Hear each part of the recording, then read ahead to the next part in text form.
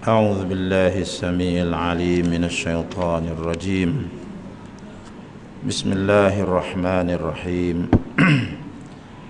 السلام عليكم ورحمة الله وبركاته.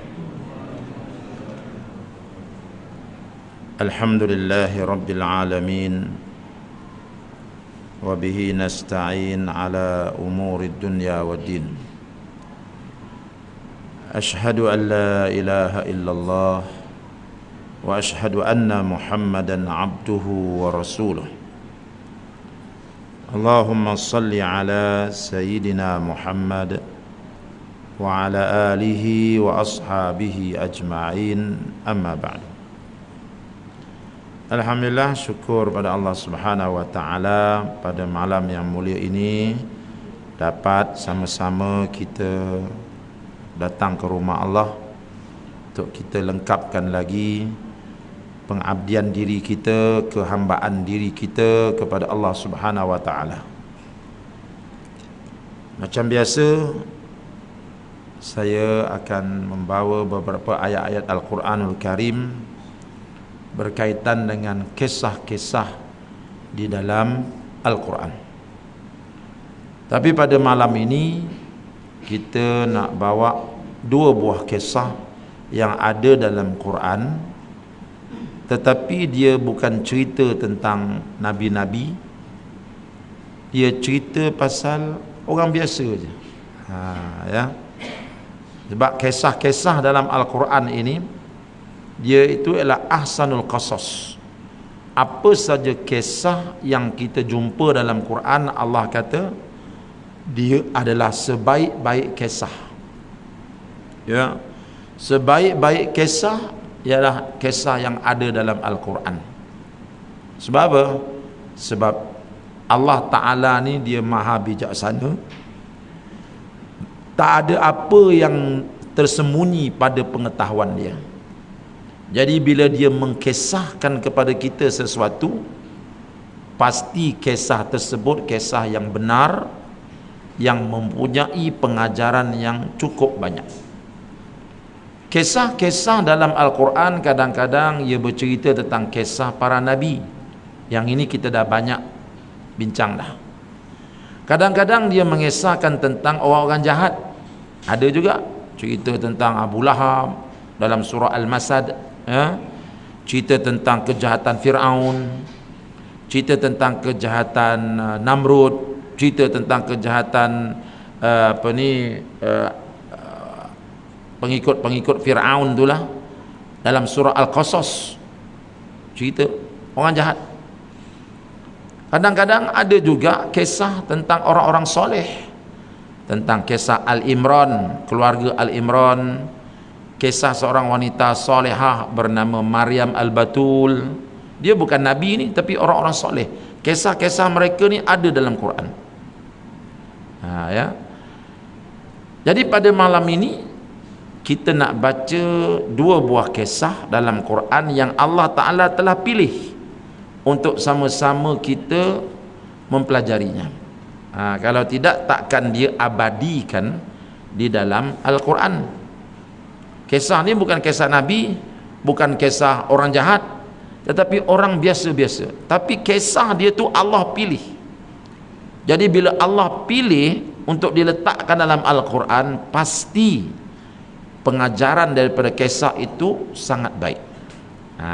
Ya, Allah tak letak kisah-kisah yang biasa-biasa. Jadi bagi tuan-tuan yang nak lihat kisah ini, boleh buka surah An-Nahlu ayat yang ke 92, ya. Surah An-Nahlu. Surah An-Nahlu ni, Nahlu artinya lebah. Surah An-Nahlu artinya surah lebah. Kita akan tengok nanti dalam surah ini Allah tak cerita pun tentang orang jahat, tak cerita pun tentang para nabi, tapi nak cerita satu kisah yang berlaku pada seorang wanita, yang mana kisah itu memberi pengajaran kepada kita. Ya. Dah jumpa dah tuan-tuan? Surah An-Nahlu ayat 92. Ya. Baik. Mari kita tengok apa Allah Ta'ala firmankan kepada kita. Kata Allah, bismillahirrahmanirrahim, wala takunu, janganlah kamu menjadi kallati naqadat ghazlaha, jangan kamu menjadi seperti perempuan yang telah merombak satu persatu benda yang ia pintal. Wala takunu kallati naqadat ghazlaha min ba'di quwwatin ankathan tattakhiduna aymanakum dakhalan bainakum an takuna ummatun hiya arba min ummah.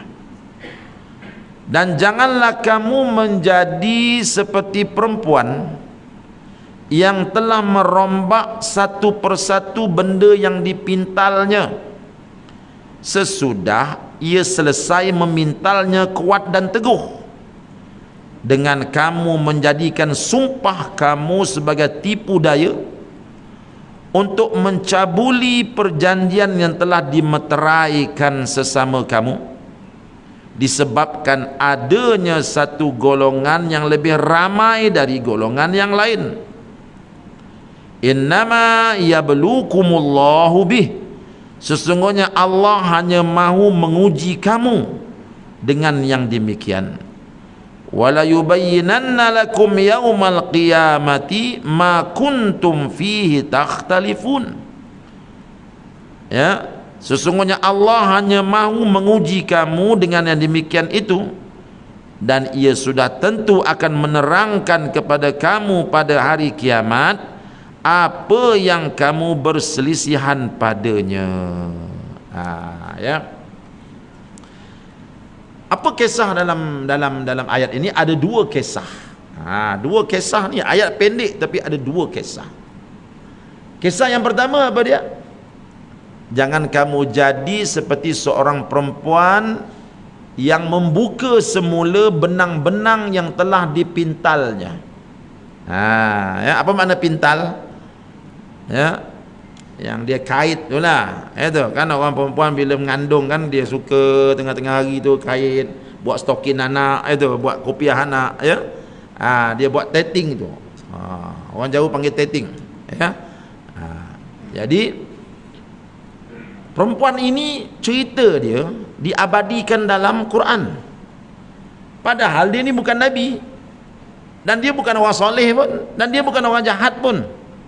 Tetapi kisah dia tu menarik perhatian Allah untuk diabadikan dalam Quran. Siapa perempuan ini? Ya, dalam sebahagian kitab-kitab tafsir, ya, menyebut nama perempuan ini ialah Tanha. Ya, dia ni seorang perempuan yang hidup di zaman Nabi. Zaman Nabi dia hidup lah. Kisah dia bermula, dia ni anak kepada seorang jutawan hartawan, ya, di kota Mekah.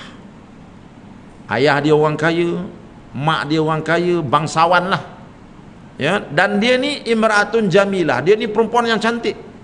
Jadi mak bapak orang kayangan, hartawan jutawan, anak perempuan pula cantik. Agak-agaknya dia nak bagi tak kepada orang biasa kahwin dengan anak dia?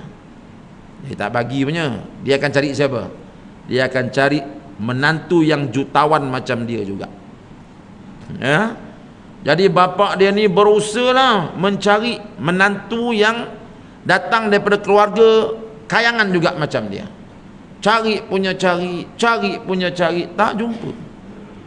Umur anak dia makin ke depan, bukan makin ke belakang. Dia memilih sangat nak pilih lelaki untuk jadi calon menantu dia, mesti datang daripada keluarga kayangan juga. Cari tak jumpa. Umur anak dia makin ke depan. Sehinggalah kedua ibu bapa perempuan ini meninggal dunia. Perempuan ini masih lagi tak ada siapa yang nak meminang dia. Nampak tu, ya? Orang takut. Tak berani sebab ini kayangan. Ya, bukan mudah ni. Kalau tanya saja orang kata buka fail, mungkin dekat 10,000 baru buka fail. Ya tahu. Belum lagi dia kata serba 3, serba 4, mati nak bayarnya. Ya. Jadi orang tak berani masuk. Sampai bapak dia meninggal dunia, dia cari, tak ada siapa nak kahwin dengan anak dia. Anak dia ni, ketika bapak dia meninggal dunia, umur remajanya sudah habis, tak kahwin lagi. Remaja ni macam sweet 17 tu lah, betul tak? Habis dah tak remaja dah. Umur 40 tahun bapak dia meninggal, remajanya dah habis. Jadi bila bapaknya dah meninggal, dia pun tak jumpa lagi calon suami. Dia pula mencari, siapa nak jadi suami aku ni. Ni perempuan yang tak ada suami nak cari suami, yang dah ada suami dia buangnya suami. Ini perempuan tak ada suami, siapa nak jadi suami aku, siapa nak jadi. Dia mewarisi kekayaan bapak dia. Bapak dia meninggal dunia, dia warisi, memang kaya budak perempuan ni. Dia terus mencari, tak ada orang nak masuk. Silaplah dia tak sampai Shah Alam, betul tak? Sampai Shah Alam rasa ramai nak ni, Pak Haji ni ramai ni, betul. Tapi dah orang kaya macam tu, siapa berani masuk, tuan-tuan? Baru bertanya saja, cincin apa ni, cincin apa tu orang panggil, cincin bertanya tu, belah rotan. Cincin belah rotan ni pun berapa ribu tu. Kita cincin belah rotan beli kat kedai Cina tu je, kan? Ini orang kaya ni, tak ada orang nak, tak ada orang. Dia pun duk cari itu, tak ada. Sampailah orang kata dia sudah putus asa. Umur semakin ke depan, kekayaan yang dia miliki tak ada makna. Tiba-tiba ada seorang lelaki daripada Bani Tamim datang dengan mak bapak dia. Dia ni Bani Tamim, perempuan ni daripada Bani Tamim, daripada kabilah yang sama, datang beritahu, kamu cari suami, ni anak saya ada ni, kahwin dengan anak saya. Tanpa dia usul siasat, dia terimalah pinangan lelaki ini. Sebab dah lama cari suami, apa lagi sambar je lah, betul tak? Mahalnya nilai lelaki zaman itu. Jadi kahwinlah dia. Bila kahwin, tuan-tuan, mula-mula tak nampak niat sebenar lelaki ini kahwin dengan perempuan ini. Kahwin masih inai merah lagi di jari, tak nampak lagi lah, betul tak? Kahwin setahun dua, dia pun kata, aku tak bahagia bersama kau. Dia dah mula dah, masa ni dia dah mula nak buat kacau. Aku tak bahagia bersama kau, aku kahwin pun mak aku paksa. Nampak tak? Jadi budak perempuan ni kecewa lah, berkahwin dengan seorang lelaki yang tak cintakan dia. Dia kata, ginilah, engkau bagilah aku peluang pergi ke tempat lain, kita duduk jauh-jauh. Duduk dekat-dekat asyik bergaduh aja, biarlah aku duduk jauh-jauh. Manalah tahu bila duduk jauh-jauh tu, aku rindu dekat engkau, datang semula sayang pada engkau. Si dia kata, tak apalah bang, pergilah mana jauh abang nak pergi, asalkan abang terus sayangkan saya. Sebab dia nak suami. Pergilah bang, kata suami dia, aku nak pergi berniaga di negeri Syam. So boleh tak kau keluarkan modal, aku nak buka kedai kat Syam tu, sebuah tempat bertamadun, tamadun Romawi. Syam ni tamadun Romawi. Boleh, aku nak buka kedai kat sana, kau keluar modal, aku berniaga kat sana, untung nanti bawa balik. Bila aku dah rindu dekat aku akan balik. Perempuan ni kata, tak apalah bang, asalkan rumah tangga kita dapat diselamatkan. Dia pun keluarkan modal, dia bagi suami dia. Suami dia dapat modal, dia kata, nanti 2 hari lagi ada rombongan nak pergi ke Syam, nak pergi berniaga, aku pergi dengan rombongan tu.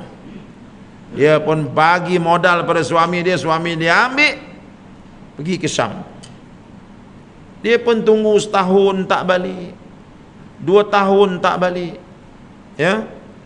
Mana suami dia? Takkan setahun tak rindu-rindu, kita pisah seminggu pun dah kelang kabut, betul tak? Dah kelang kabut, buka album lama-lama duk tenung, betul, rindu, betul.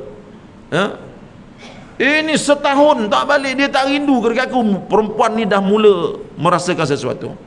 Dia pun tanyalah kafilah perdagangan yang pergi ke Syam tu, engkau ada jumpa tak suami aku kat sana buka kedai? Nama suami siapa? Sekian. Tak ada kami jumpa pun. Tak ada orang-orang Mekah buka kedai kat sana, tak ada. Kau biar betul. Kami tak nampak pun suami kau kat sana. Kami memang biasa berniaga dekat Syam. Tak nampak pun suami kamu. Bila ditanya-tanya semua kata tak nampak, perempuan ni mula merasakan bahawa dia kena tipu. Tuan-tuan bayangkan kalau kita duduk di tempat perempuan yang hancur tak hati, orang permainkan kita. Dia berkahwin dengan kita bukan kerana sayang, tetapi kerana nak kikis harta. Ya, habis maruah diri dia, duit hilang, dibawa lari. Jadi dia pun menangislah tuan-tuan, terasa dia ditipu oleh suami dia. Tapi dia terus mencari, mana suami aku? Mana suami aku? Ya. Sehinggalah dia dapat tahu suami dia satu hari balik ke perkampungan Bani Tamim. Dia pergi ke perkampungan Bani Tamim, jumpa suami dia. Jumpa suami dia. Dia kata, mana abang pergi bang? Bertahun saya tunggu abang kata berniaga, bila rindu nak balik saya bagi modal. Kata suami dia, ginilah, kau datang jauh-jauh ni aku nak hadiahkan kau satu hadiah istimewa. Apa dia? Aku jatuhkan talak 3 pada kau. Pergi. Perempuan kena talak 3 ni tuan-tuan, ya, juling biji mata dia. Dia rasakan langit gunung tu hempap diri dia. Harta dah habis kena kikis. Bertahun menunggu suami, jumpa. Patutnya bila jumpa dah lama tak bertemu ni orang kata, faham-faham je dah. Bila dah lama tak bertemu, tiba-tiba jumpa tuan-tuan, ya Allah, masa tu orang kata seolah-olah baru lepas kahwin, betul tak? Ya. Tapi kena talak 3 hari tu, menangis perempuan ni air mata darah. Tak boleh dah bila talak 3, tak boleh dah. Nak buat Cina buta, mana ada Cina sana, semua Arab. Betul. Dia pun balik tuan-tuan ke Mekah, menangis. Dia punya kecewa tu sampai nak gila dia ni.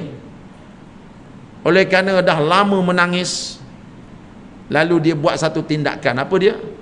Dia buka peti harta karun mak bapak dia. Dia buka, dia jumpa mak dia ada besi untuk buat tetting tu, untuk buat kait tu.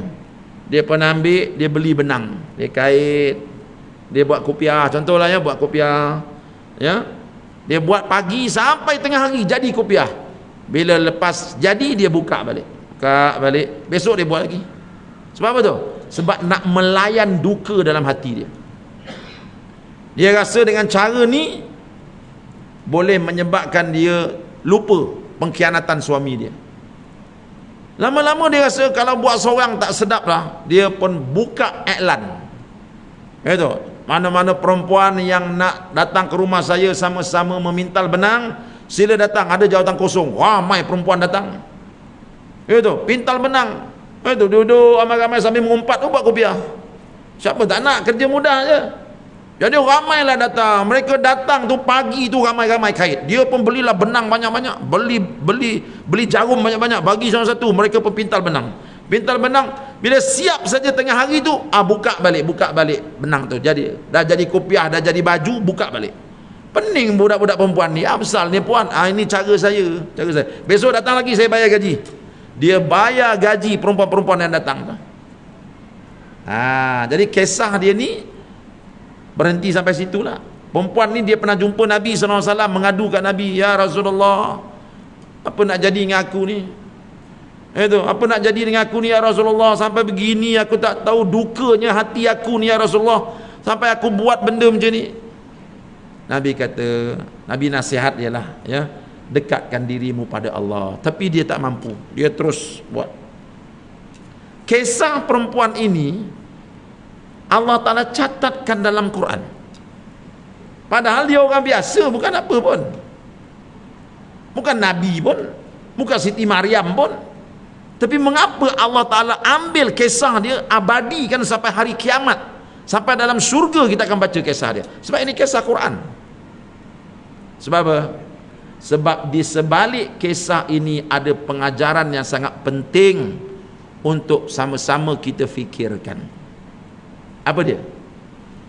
Jangan kamu jadi seperti seorang perempuan yang sudah memintal benang-benangnya menjadi kopiah, menjadi baju, kemudian dia membukanya kembali. Jangan kamu jadi macam tu. Kita berkata, ya Allah, Saya tak pandai nak pintal benang pun tak pandai, macam mana nak buka balik? Saya nak pintal. Tak, Allah kata kamu tak faham maknanya. Maksud dia apa tuan-tuan? Kamu dah bersusah payah buat benda yang baik, maka benda yang baik itu perlu dipertahankan, jangan dirungkai kembali. Sebab nak buat benda baik itu bukan mudah. Itu daripada benang tu nak jadi kopiah enggak mudah kan? Tiba-tiba dah jadi kopiah, dia buka balik. Maknanya Allah nak pesan pada kita, bila kamu dah buat satu benda yang baik, jangan rungkaikan dia, pertahankan dia. Nanti dia akan jadi kerja membazir. Kita tanya seperti apa? Banyak dalam hidup kita ni, kita buat kita rungkai balik, betul tak? Ingat tak Ramadan tahun lalu, kami rajin kita sembahyang sunat, betul tak? Ya, sampai bergaduh lah. Ada kata nak buat 20, ada kata nak buat 40. Ramadan, betul, kita ajar diri kita supaya solat sunat.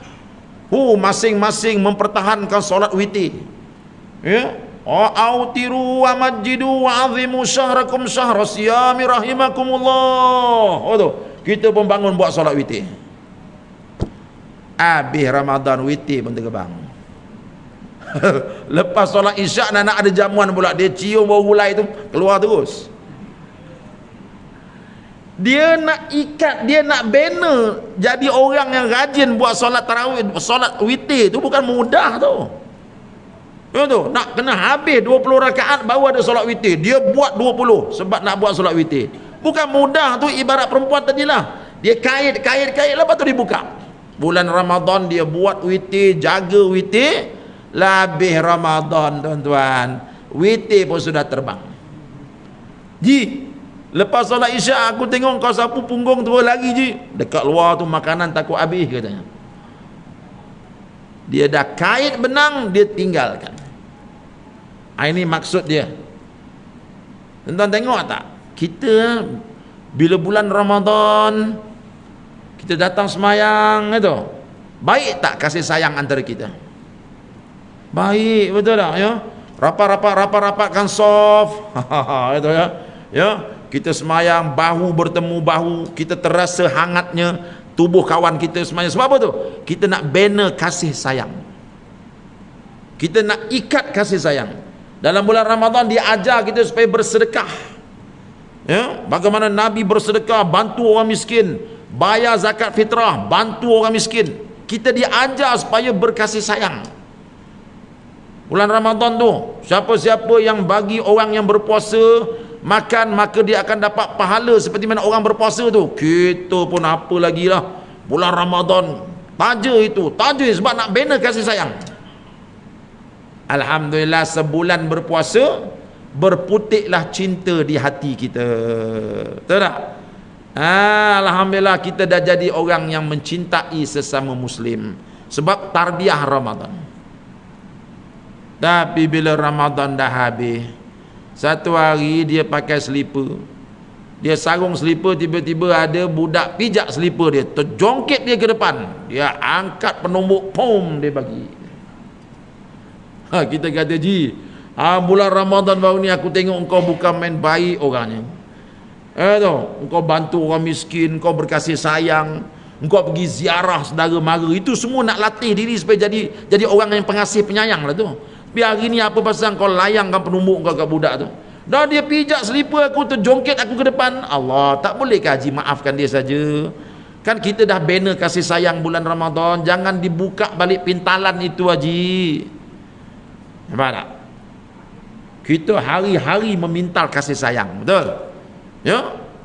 Tiba-tiba mudah saja kita buka balik kasih sayang tu. Dengan apa? Sebab engkau tak sama dengan aku, warna engkau tak sama dengan warna aku, maka engkau bukan kawan aku, kau kafir, kau munafik, kau mudahnya. Ya Allah, bulan Ramadan baru ni kau buat apa? Kita memintal kasih sayang bulan Ramadan baru ni, nak ajar diri kita sayang kepada semua manusia. Habis Ramadan, selesai begitu saja. Itu cerita Ramadan. Cerita semayang pula. Tuan-tuan tengok semayang. Dalam semayang tuan-tuan, kita punya disiplin. Betul. Siapa sini berani baca surah Fatihah masa tayat akhir? Saya berani baca. Buatlah, buat. Saya berani. Polis bukan tangkap pun, buatlah. Mana berani? Tak berani, betul tak? Sebab apa? Ini disiplin dalam solat. Sehingga dalam fiqh kata, kalau kita baca surah Fatihah ketika kita tayat akhir, kita kena salin dia, kena tutup dia dengan sujud sahwi. Kena. Sebab kita baca sesuatu yang bukan pada tempatnya. Mana kita berani buat? Mengajar kita disiplin. Artinya apa? Bercakap benda-benda yang perlu pada tempatnya saja. Itu disiplin yang kita ajar, yang diajar dalam sembahyang. Ya. Kita mana berani baca subhana rabbiyal a'la wa bihamdi ketika rukuk? Tak berani kita. Kita baca subhana rabbiyal azimi wa bihamdi ketika rukuk. Ketika sujud, subhana rabbiyal a'la wa bihamdi. Mana kita berani tukar? Tak berani. Sebab apa? Sebab Allah ajar kita disiplin dalam bercakap. Bercakap benda yang penting di tempat yang sesuai. Itu yang kita diajar. Bertahun-tahun kita semayang, nak ajar mulut kita supaya bercakap benda penting di tempat yang sesuai. Itu. Bertahun kita ajar diri kita. Tak berani tukarlah tempat bacaan tersebut, tak berani kita. Ya? Berani tuan-tuan angkat takbir. Allahul Azim. Berani? Mana berani? Tak berani. Itu walaupun badan dia besar, tukar je letak Al-Azim pula. Lama dah kita Allahu Akbar. Tak boleh ustaz. Ini disiplin. Itu kita pun Allahu Akbar. Berpuluh tahun dia semayang, dia akan sebut Allahu Akbar, tak sebut benda lain. Artinya dilatih mulut dia cakap benda yang betul saja. Ya, dan pada tempat yang sesuai saja. Ini latihan dalam semayang. Kita pun pintal benang. Keluar semayang habis benang kita pintal tu. Betul tak? Cakapnya ya Allah itu. Orang dengar, ya aku malah duduk sebelah haji tu. Aku kalau duduk sebelah dia sakit berdesing telinga aku. Ada je tak kena aku ni. Kan? Kita pintal benang, kita buka balik. Bila kita semayang, tuan-tuan perasan tak? Kita akan bagi salam, betul tak? Assalamualaikum warahmatullahi. Assalamualaikum warahmatullahi. Apa pasal kita kena tutup semayang kita dengan salam? Apa makna salam tu? Kita bagi salam kepada semua makhluk Allah di sebelah kanan. Malaikatnya, jinnya, betul tak? Orang Islamnya, tu kita bagi salam. Tak cukup kanan, kita bagi kiri. Apa makna dia? Kita ajar diri kita bahawa kesan daripada zikrullah yang kita buat dalam solat, kita akan lembutkan hati kita sehingga kita menjadi orang yang memastikan semua orang di sebelah kanan kita akan terselamat daripada kejahatan kita. Lepas tu kita kata apa? Assalamualaikum warahmatullahi. Salam sejahtera lah kamu, hei orang-orang yang di kanan aku. Assalamualaikum warahmatullahi. Salam sejahtera lah kepada orang-orang yang ada di kiri aku. Artinya apa? Aku dah berjanji dengan Allah, aku takkan sakiti kamu. Itu makna assalam tu. Bertahun-tahun kita pintal benang tu nak jadi orang yang tak menyakiti orang lain. Tu. Tapi bila kita keluar daripada semayang, ya Rabbi, apa yang kita cakapkan? Berapa ramai manusia yang kita sakitkan? Berapa ramai manusia yang kita zalimi? Mana salamnya? Kita pintal benang dalam semayang, lepas tu kita buka balik benang tu. Jadi disiplin sembahyang tu kita buka satu persatu. Sama lah macam perempuan tadi, dia pintal benang, bukan senang nak pintal tu. Dah siap jadi kopiah, dia bukanya balik. Allah kata apa? Wala takunu, jangan kamu jadi kallatina qadat ghazlaha min ba'di quwwatin ankatha. Jangan kamu menjadi seperti perempuan yang telah merombak satu persatu benda yang dipintalnya sesudah ia selesai memintal kuat dan teguh. Ini pesan Allah. Ini kisah yang pertama yang Allah cerita dalam ayat ini. Jangan jadi orang yang macam ni. Itu ya. Baik. Seterusnya kisah yang kedua dalam kisah ini. Dia satu ayat ada dua kisah. Sebenarnya Allah Ta'ala nak cerita dalam ayat ni, ada berlaku zaman Nabi dulu, ada satu kumpulan dia buat perjanjian damai dengan satu kumpulan yang lain. Itu okey, kita bekerja sama puak engkau dengan puak aku, kita bekerja sama. Jangan kita kianat mengkhianati, jangan kita bagus. Tiba-tiba dia tengok ada satu kumpulan yang lain musuh kepada kawan dia. Kumpulan tersebut boleh bagi duit lebih banyak daripada kawan dia, boleh bagi keuntungan kepada dia lebih banyak. Dia pun tinggal kawan ni, dia pergi berbaik dengan orang tu. Nampak tak? Berlaku pengkhianatan terhadap janji, khianat kepada janji. Ya, ini pernah berlaku. Semata-mata engkau tinggalkan kawan kau, dah janji setia, dah tanda tangan kerjasama, kita buat gini, tiba-tiba sanggup awak khianati teman sendiri. Kenapa? Karena melihat ada satu kumpulan yang boleh memberi kekayaan kepada engkau tinggal kawan kau yang pertama. Sebab itu Nabi SAW, tuan-tuan, dia bila dia dah buat satu perjanjian, dia takkan khianat. Tak berani dia khianat. Walaupun benda tu orang kata nampak zahir merugikan Islam. Cuba tengok masa Nabi buat perjanjian Hudaibiyah. Ya, perjanjian Hudaibiyah, Nabi mewakili orang Islam Madinah buat perjanjian damai dengan Quraisy Mekah. Ya, dalam perjanjian itu apa dia? Orang Islam dan orang musyrikin Mekah tak boleh berperang selama 10 tahun. Setuju? Nabi kata setuju, tanda tangan. Yang kedua, orang Islam, kalau ada orang Mekah ni orang masa zaman tu negara kufur lah.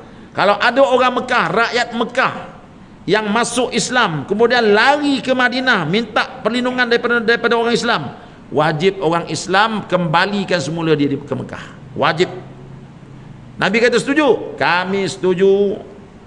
Para sahabat kata, ya Rasulullah, apa kau terima syarat ni? Orang Mekah bila negara kufur, tiba-tiba dia masuk Islam, dia lari ke Madinah minta pertolongan, kita kena tolonglah dia. Ini kau setuju nak dikembalikan balik ke Mekah? Dia balik ke Mekah, memang Abu Lahab gorenglah dia.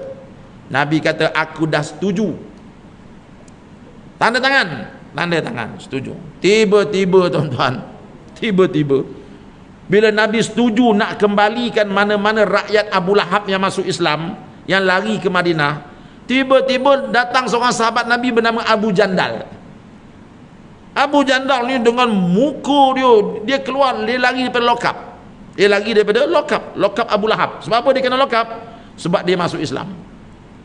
Dia kena gari, kena pukul, muka ya Allah biru-biru kena pukul, rambut kusut masai.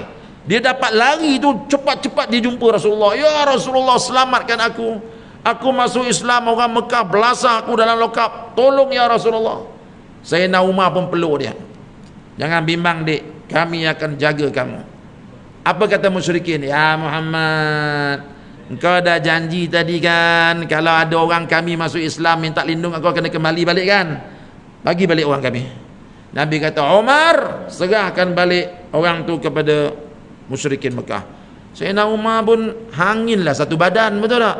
Ya Rasulullah, ini orang masuk Islam ya Rasulullah, dia minta perlindungan kita. Ini masalah akidah, kita kena lindung akidah dia. Nabi kata, no, pulangkan balik. Sebab aku dah janji, kita tak boleh khianat pada perjanjian. Sayyidina Umar kata, ya Rasulullah, alasta rasulan, engkau ni nabi kan? Wah, Sayyidina Umar dia lawannya. Dia tak puas hati sebab ini masalah akidah ni. Kalau kita serak, orang lari daripada lokap, tiba-tiba dapat kena tangkap, agaknya masuk air lokap dapat apa? Dapat kek ke? Kalau tak saya cuba buat. Lari daripada lokap, dia dapat tangkap balik, makan getah paip lah oi. Kenyang makan tak habis lah getah paip. Saya nama kata, alasta rasulan ya Rasulullah, bukankah engkau nabi ya Rasulullah? Seorang nabi, engkau ajar kami buat benda macam ni. Rasulullah kata, kembalikan semula orang ni kepada Abu Lahab. Kembalilah Abu Jandal. Bila kembali, dia orang ikat, campak dalam lokap, belasah dia orang. Rasulullah tak khianat. Sebab itu dah perjanjian. Nampak tak? Perjanjian. Orang Islam, al-muslim ala syurutihim. Orang Islam itu dia berpegang kepada syarat yang telah diberi. Bukan boleh mudah-mudah kita nak khianat tu. Nak pula kita khianat pula orang yang bukan Islam. Lagi dia kata apa punya Islam lah. Jangan kita jangan buat sesuatu yang boleh menyebabkan orang kafir rasa marah kepada agama kita disebabkan kita. Tu yang doa Nabi Ibrahim tu, apa kata Nabi Ibrahim dalam surah Al-Mumtahanah? Rabbana la taj'alna fitnatan lilladzina kafaru waghfir lana rabbana. Wahai Tuhan kami, janganlah Engkau jadikan kami ini fitnah kepada orang yang bukan Islam. Ampunkan kami, Kaulah Tuhan yang Maha Pengampun. Ini doa Nabi Ibrahim. Ya, kita tak nak disebabkan kita ni orang kafir kata Islam tak bagus. Kita dengan serban kita, betul tak? Kita dengan janggut kita, orang kafir pun tengok ini haji yang banyak Muslim lah, bagus punya Muslim. Mari kita kawan sama dia. Tiba-tiba baru berkawan 3 hari kita tinggalkan dia, kita khianat dia, kita pergi berkawan dengan orang lain. Apa kata orang ni? Ini macam Islam ini Ali kata baik, besok sudah khianat sama kita ke? Kita jadi sebab orang kafir benci kepada agama kita.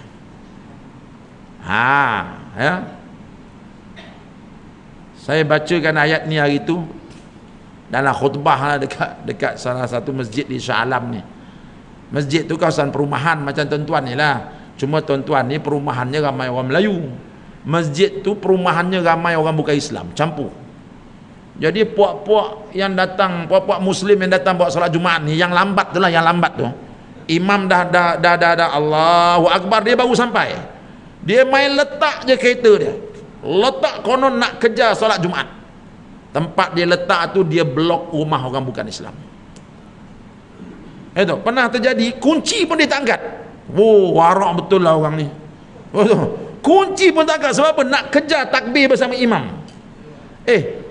Kejar takbir bersama imam itu benda sunat. Itu yang kau blok rumah Cina tu, ni apa hal bro? Saya itu khutbah saya kebetulan Jais punya khutbah kan panas-panas sekarang ni. Saya pun hentam betul-betul lah, baca dengan penuh semangat. Itu lepas saya baca, saya pun keluar pakai jubah saya ni, datang Cahaya Nur Alip tu. Haji saya mau cakap sikit boleh boleh Haji ini Ali saya ada meeting sudah lepas tu. Tengok ini kereta sudah blok saya punya rumah. Allahu Akbar. Saya teringat doa Nabi Ibrahim. Rabbana la taj'alna fitnatan lilladzina kafaru waghfir lana. Jangan disebabkan aku ini orang kafir benci kepada agama. Sebab tu orang kafir ni kita janji dengan dia, jangan main-main, jangan khianat-khianat dia, nanti dia kata ini macam lu janji mau bayar hutang ini Ali sudah berapa tahun tak ada bayar. Jaga-jaga tuan-tuan kita tunggu azan dulu lah. Kita sambung sikit lagi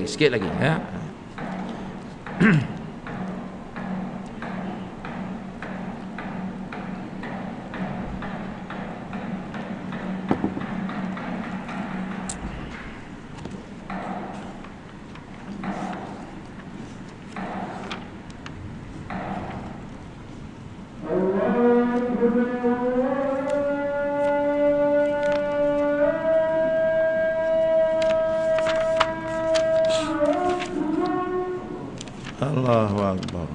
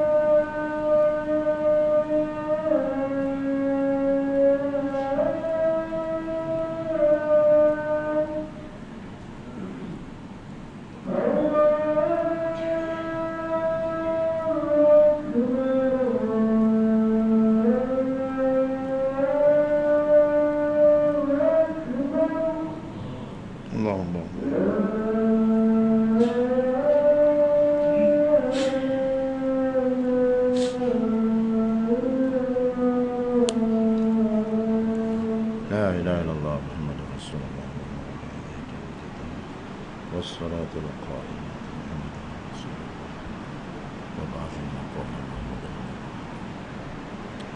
Hujan ya? Hujan. Alhamdulillah hujan rahmat. Kita masuk kisah yang kedua. Ya. Kisah yang kedua. Boleh lagi tuan-tuan sikit lagi? Boleh ya? Okey. Makcik tu semangat dengar. Baik, kisah yang kedua kita nak bawa kisah juga bukan orang yang jahat, bukan orang jahat pun, bukan nabi-nabi pun, orang biasa. Tapi kisah mereka Allah abadikan dalam Quran. Kita boleh tengok surah Al-Qalam. Surah Qalam ni selepas surah Al-Mulk. Al-Mulk ni lepas Isyak ni kita nak baca. Selepas surah Al-Mulk tu surah Al-Qalam yang mula dengan Nun wal qalami wa ma yasturun. Dalam surah Al-Qalam ini Allah Ta'ala abadikan satu kisah yang sangat baik pengajaran dia. Kisah apa? Kisah Ashabul Jannah. Jannah di sini bukan makna syurga, tetapi jannah di sini ialah maknanya orang yang mempunyai kebun. Kisah pemilik kebun. Ya. Kisah pemilik kebun. Allah Ta'ala berfirman dalam ayat ini, suratul Qalam ayat 17. Ya, 17. Inna balawnahum kama balawna ashabal jannah idh aqsamu la yasrimunnaha musbihin. Sesungguhnya kami telah timpakan mereka dengan bala bencana sebagaimana kami timpakan tuan-tuan punya kebun dari kaum yang telah lalu ketika orang-orang itu bersumpah bahawa mereka akan memetik buah-buah kebun itu pada esok pagi. Ya. Allah Ta'ala cerita berlaku zaman dulu, tapi ada juga setengah tafsir kata dia bukan zaman dulu, berlaku pada zaman Nabi. Ya. Kata mereka, kumpulan ini Allah namakan dia Ashabul Jannah. Kisah Ashabul Jannah, pemilik-pemilik kebun. Saya nak baca semua, nanti masa tak cukup tuan-tuan ya, kita kena berhenti dalam pukul 9. Saya ringkaskan. Dia ni dua beradik. Dia mewarisi kebun daripada ibu dan ayah dia. Ibu dan ayah dia ni jaga kebun ni, bila dapat hasil saja, yang pertama sekali dalam otak dia orang miskin. Itu. Macam kita lah, musang king tengok, ya Allah bergayut-gayut dekat dahan durian tu. Bapak dia tengok, kita panggil orang miskin datang makan dulu. Itu. Kita beli pulut, tanak pulut, betul tak? Letak dekat bawah pokok durian tu. Allah, makan durian musang king dengan pulut. Kita buat air kopi, kita jamu anak-anak yatim, kita jamu orang miskin. Ini bapak dia. Punya pemurah tuan-tuan bapak dia ni. Bila bapak dia meninggal, ya, maknya meninggal, kebun ini diwarisi oleh dua orang anak lelaki dia. Dua orang anak lelaki ni tak seperti mak bapak dia. Punya kedekut, bakhil, tangkai jering. Kenapa orang panggil tangkai jering? Jering dia kalau gait payah nak jatuh. Tangkai jering tu mudah, tangkai dia tu payah nak jatuh. Itu. Tangkai jering kau ni, anak dia ni tangkai jering, bakhil, ya Allah. Dia warisi kebun bapak dia, buah sama banyak buah.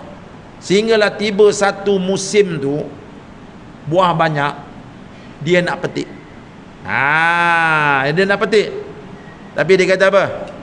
Dia kata, "Dik, pastikan dik, kita petik kali ni tak ada seorang pun orang miskin datang masuk kebun kita. Sebab ini musang king, kalau kita bagi 3 biji pada mereka, berapa sudah rugi?" Memang betul pun, musang king 3 biji berapa harga? Dia fikir duit. Oleh itu adik, kita petik benda ni sebelum matahari keluar, supaya orang miskin semua tidur, kita petik, naik atas lori, kita bawa ke bandar, kita jual. Selamat kita, tak ada orang miskin datang mengicap.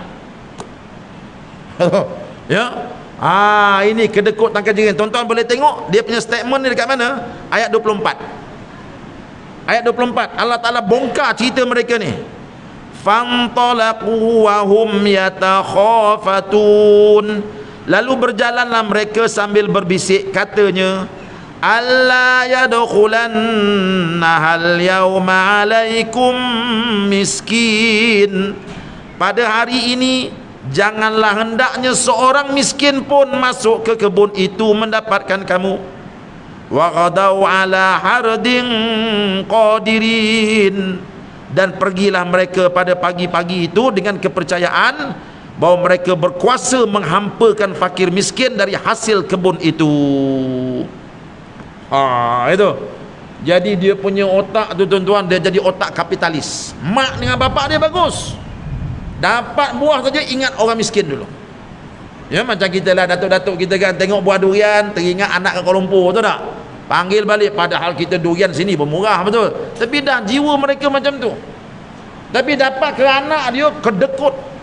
Kita petik benda-benda ni sebelum matahari naik supaya tak ada orang miskin yang nampak. Jadi kita masuk ke dalam lori, cepat-cepat jual kat bandar. Dia punya otak tu tak nak bagi orang miskin sebab nak untung banyak. Tuan-tuan, Allah kata, hei orang yang baca Quran, ambil iktibar cerita ini. Kau tahu tak apa aku buat pada mereka? Jom tengok Allah cerita apa ni.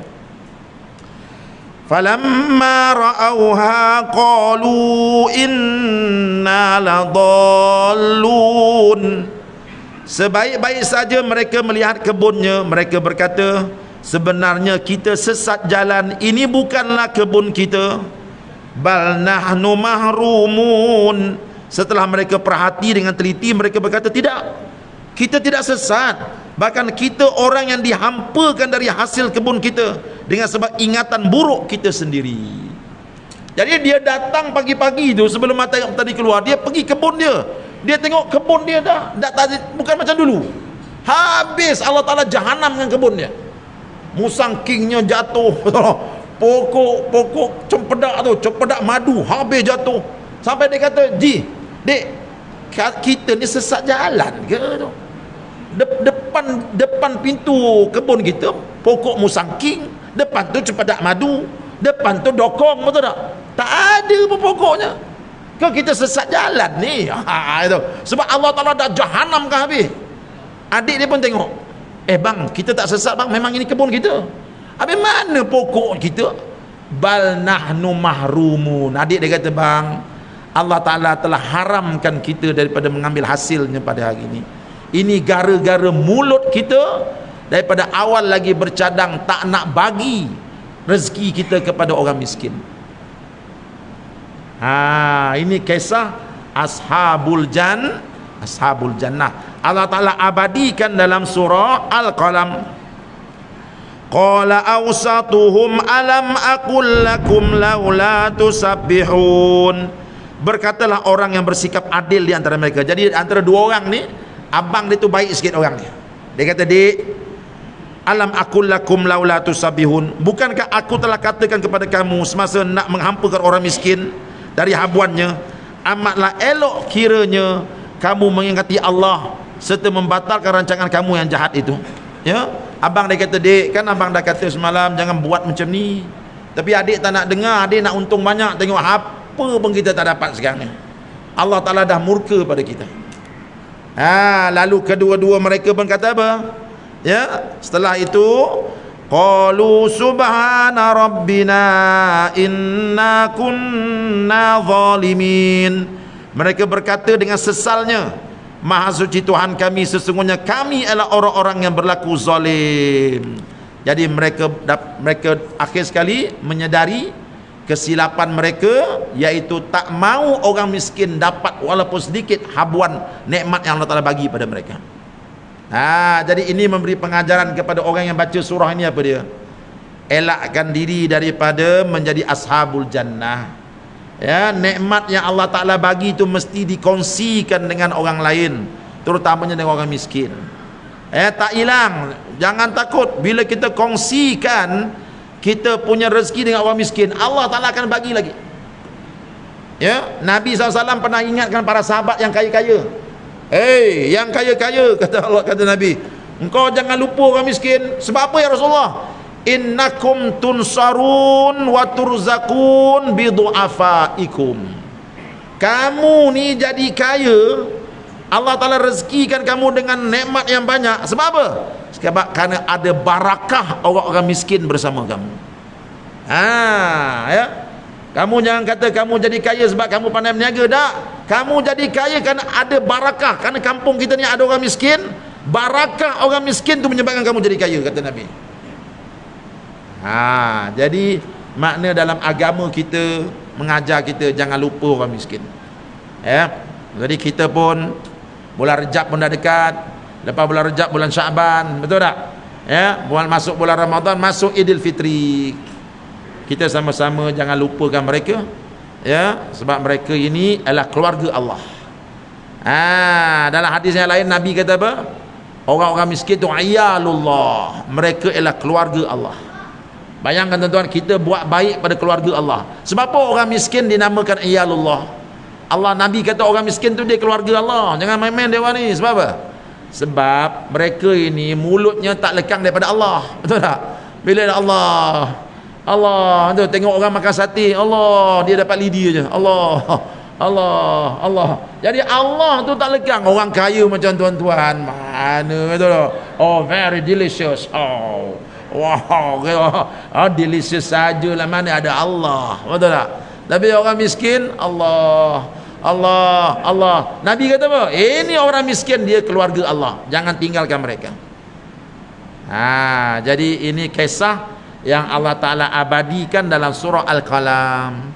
Dalam surah Al-Qalam ni tuan-tuan ada kisah yang lain pula, yang sama menariknya. Tapi tak sempat lah tuan-tuan. Sindri mau baca lah.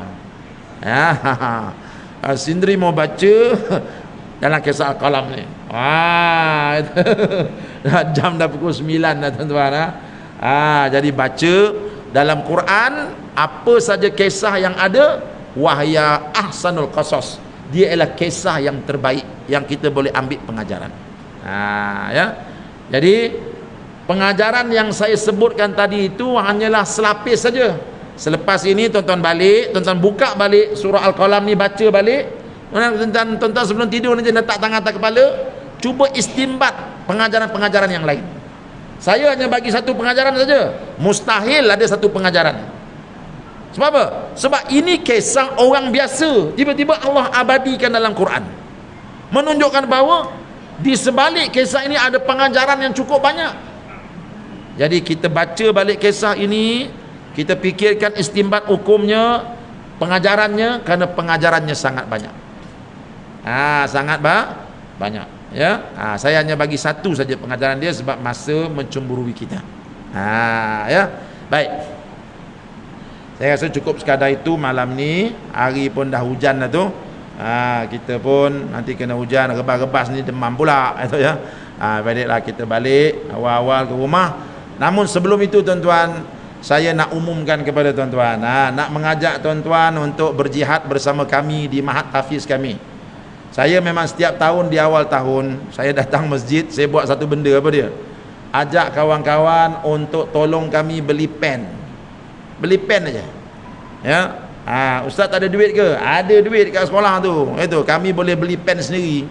Kan? Tapi tuan-tuan yang nak berkongsi pahala tuan-tuan, sumbanglah duit untuk kami beli pen. Sebab apa? Sebab kami mengajar di sekolah tu guna pen marker ni cukup banyak.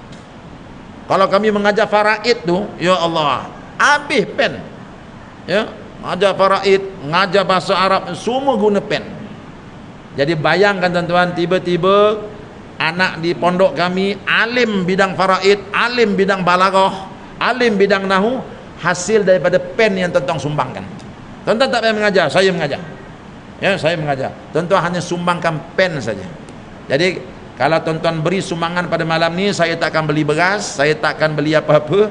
Saya nak beli pen marker yang bermacam-macam warna supaya anak murid kita dapat belajar dengan lebih baik dan tekun. Ya. Sekarang ni kami di sekolah tengah buat satu usaha. Sekolah kami memang anak-anak menghafal Quran, tapi kami buat satu usaha yang baru. Kita nak menghasilkan anak-anak yang menghafal hadis-hadis Nabawi. Tadi baru lepas habis periksa hadis 40 hadis. Jadi pelajar-pelajar hafal 40 hadis, dia ada periksa. Dia kena hafal macam dia hafal nama dia. Habis 40 hadis ni kita akan tambah 40 hadis lagi. Siapa dapat 1000 hadis dalam dada, kita akan bagi pangkat kepada dia, Al-Hafiz. Baru Al-Hafiz. Kalau dia hafal 2000 hadis, kita bagi pangkat yang lain pula. Ya, jadi kita nak semarakkan ilmu hadis ni kepada anak-anak kita di pondok kita. Jadi kalau tuan-tuan bersetuju untuk berkongsi berjihad bersama kami, kat belakang tu nanti ada tong yang kami sediakan, campaklah 10 sen 20 sen tuan-tuan, ya.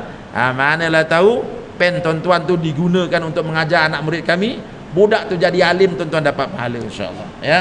Saya rasa itu sajalah dari saya.